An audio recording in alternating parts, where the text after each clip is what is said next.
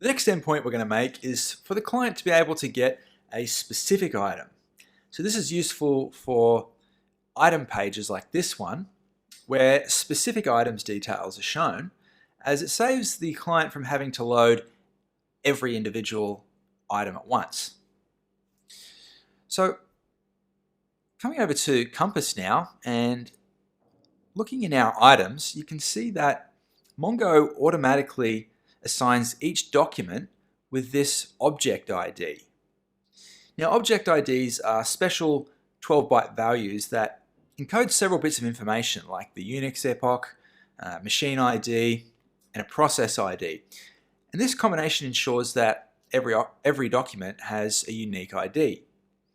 Now, we're going to use this ID, or at least a string value of that, in our endpoint. So that means if the client makes a request to the URI items slash 5CA6E blah blah blah, then they're going to get this specific item. So let's begin by creating a new route for this endpoint. Now, since we have an additional segment to our URL, we're going to need to make another call to the router. So this time, it's going to be to the route / ID like that.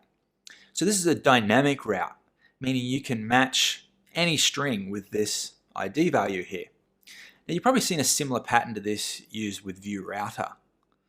So next we're going to call a yet to be created controller method, and this one is going to be, we'll just call this one read, like that. All right, opening up our controller file again, let's now make a new controller method. So we're going to firstly declare a new exports property, which will be read, and we'll assign this one an async function with the rec and res arguments, of course. And this function is going to be very similar to the list function that we've just created.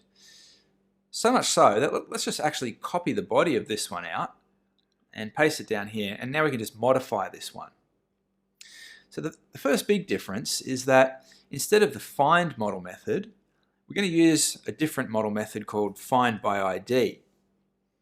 And let's also rename items here so that instead of being items with an S, we can just make it item, since there's only going to be one returned.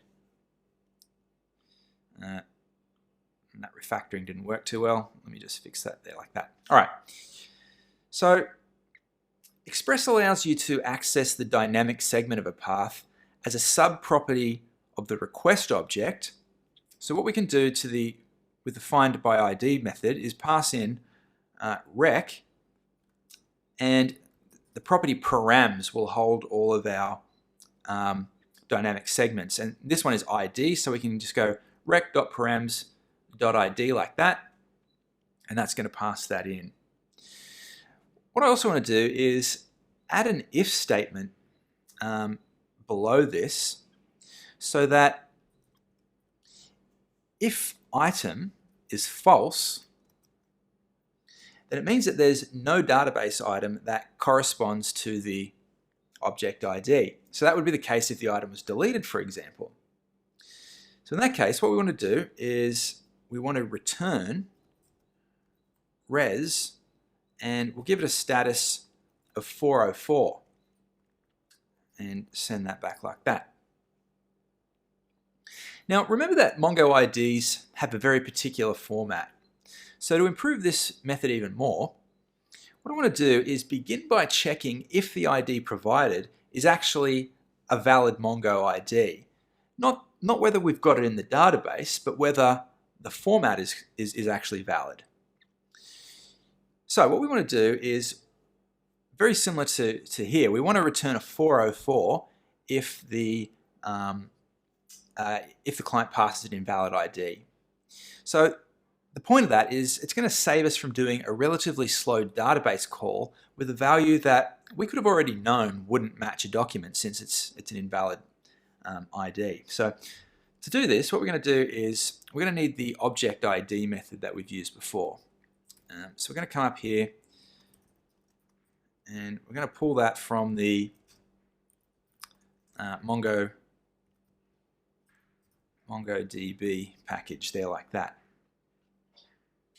Now we can come down here and right at the top before our try catch block, we can do an if, and we can go object ID.